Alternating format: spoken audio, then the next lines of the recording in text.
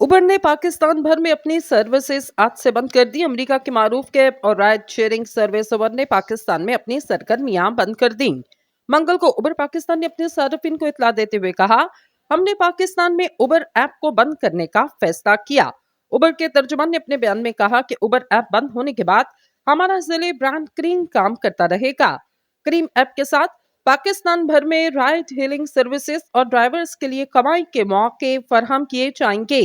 उबर ने 2019 में अपनी हरीफ कंपनी करीम को $3.1 अरब में खरीदा, जिसके बाद फैसला लिया गया कि दोनों कंपनियां आजाद हैसियत में अपने अलग नाम के साथ काम जारी रखेंगी।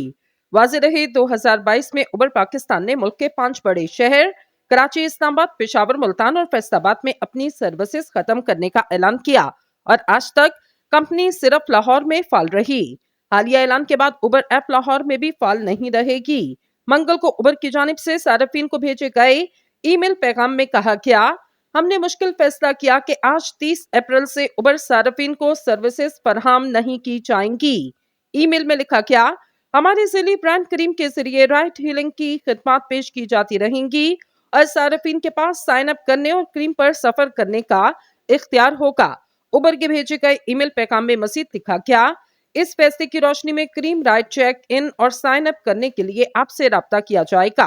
अगर आप नहीं चाहते कि आपकी तफसीलात क्रीम के साथ शेयर की जाएं तो 3 मई 2024 तक नीचे दिया गया फॉर्म पुर करें। अगर आप अपने उबर वॉलेट में कैश बैलेंस रखते तो बैलेंस की वापसी के लिए उबर टीम मुनासिब वक्त पर आपसे राब्ता करेगी। तब तक सार्फिन को क्रीम के साथ 5 राइड पर 50% रियायत की पेशकश की जा रही। इस फैसले के बाद लाहौर से ताल्लुक रखने वाले अक्सर उबर सार्फिन को ऐप पर एक पैगाम वाज़ेह दिया गया जिसमें लिखा, उबर अब लाहौर में नहीं। उबर के तर्जुमान के मुताबिक ये फैसला आलमी तरक्की की हिकमत अमली के मुताबिक किया गया।